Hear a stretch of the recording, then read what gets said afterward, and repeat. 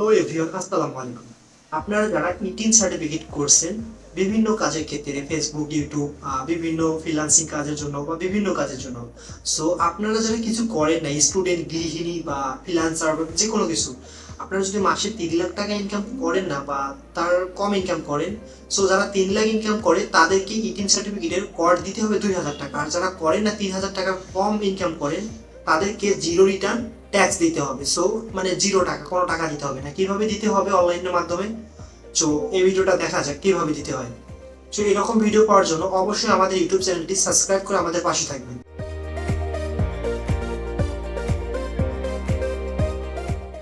So সর্বপ্রথম আমরা আমাদের ক্রোম ব্রাউজারে যাব। সর্বপ্রথম আমরা আমাদের ক্রোম ব্রাউজারে আসবো, ইটিন সার্টিফিকেটের ওয়েবসাইটে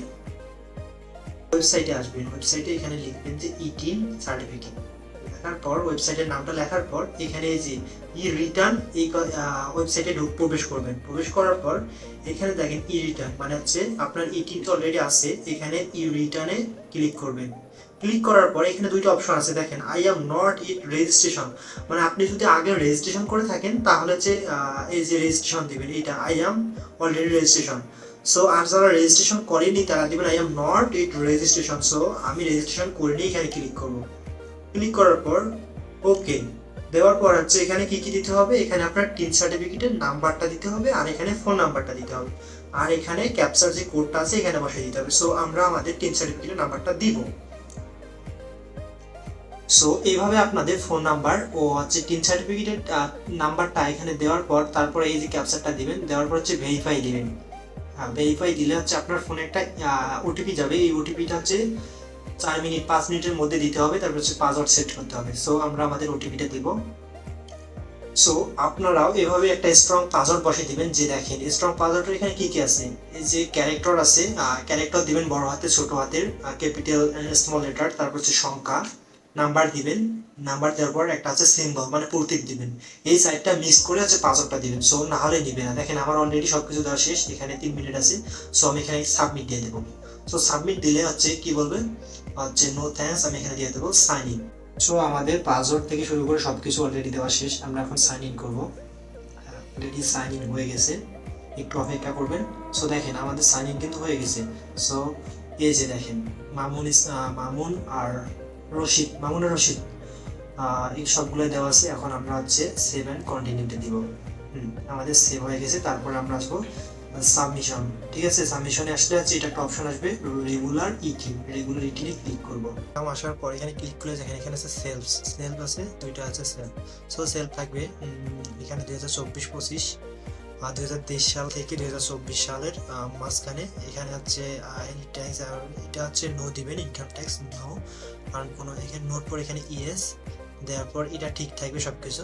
সো এখানে সবকিছু ঠিক থাকবে, জাস্ট খালি এখানে নো দিবেন। ঠিক আছে, তারপর সেভ অ্যান্ড কন্টিনিউ। নেক্সট পেজে আসবেন। আসার পর দেখেন এটা অলরেডি হচ্ছে নো হয়ে গেছে, মানে এটা একদম নো। তারপর হচ্ছে একটু অপেক্ষা করবেন। সো এগুলো দেওয়া শেষ হলে এখানে নো দেওয়া, এখানে সবগুলোতে নো দিবে না, এটা জাস্ট ইয়েস থাকবে। ঠিক আছে, আপনার এগুলো দেওয়া শেষ হয়ে গেলে আপনি হচ্ছে সেভ অ্যান্ড কন্টিনিউতে আসবেন।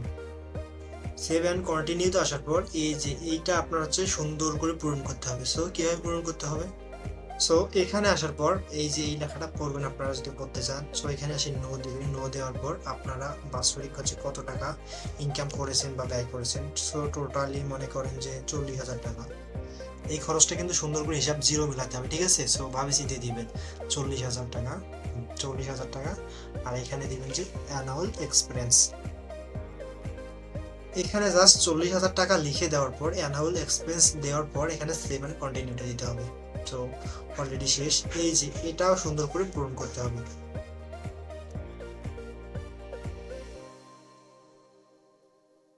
সো এই যে তৃতীয় পেজটাতে আসার পর এখানে যে অ্যাসেটস লেখাটা আছে না, অ্যাসেটস, এখানে ক্লিক করবেন। করার পর এখানে জাস্ট আপনি একটা সহজ জিনিস সিলেক্ট করবেন, ফার্নিচার।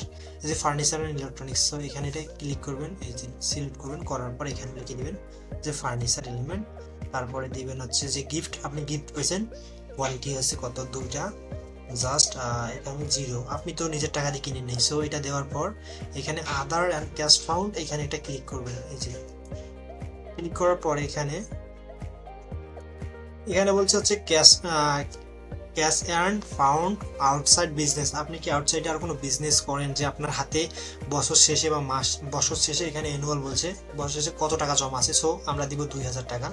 আপনি আপনার মতো দিতে পারেন, জাস্ট হিসাব মিলাতে হবে, ঠিক আছে, এতটুকুই। সো আপনি যে এই যে 30,000 এই যে টাকাগুলো যেগুলো দিলেন এগুলো কোথা থেকে পাইছেন, সো এটার একটা সোর্স দেখাতে হবে। কীভাবে সোর্সটা দেখাবেন, আপনি নিচে আসবেন, আসার পর এখানে দেখেন, এই যে দেখেন আদার সোর্স, ঠিক আছে, আদার সোর্সে আসার পর এখানে একটা ক্লিক করবেন, সোর্স অ্যান্ড ফান্ডস, ঠিক আছে, এই যে সোর্স অ্যান্ড ফান্ডসে ক্লিক করবেন। ক্লিক করার পর যে ক্লিক করার পর এখানে আদার, এটা ক্লিক করবেন। ক্লিক করার পর এখানে হচ্ছে ফ্রম ফাদার না, তারপর হচ্ছে অ্যামাউন্ট দিবেন, টোটাল কত, 40,000, আর হচ্ছে এখানে 1,000, 2,000, 42,000, সো 42 টোটাল টাকাটা এখানে দিবেন। সো টোটাল আমাদের যে টাকাটা আমি আছে এখান থেকে 40,000, আর হচ্ছে এখানে আছে কত, 2,000, এই জমা আছে 2,000। সো টোটালি হচ্ছে আয় ব্যয় মিলিয়ে হচ্ছে 42,000 টাকা আমাদের কাছে আছে বা হচ্ছে খরচ হয়েছে আমাদের বার্ষিক। সো এখানে যে সামারিটা, হিসাব সামারিটা এখানে দেখাবে, আর ডিফারেন্স এই যে টোটাল হচ্ছে জিরো রিটার্ন দেখাবে আপনাদেরকে টোটাল। এই যে ঠিক আছে, সব আমার হিসাব ঠিক আছে, ঠিক আছে, সব 0 0 0। সো এখানে হওয়ার পর এখানে just submit, save and continue দিতে হবে।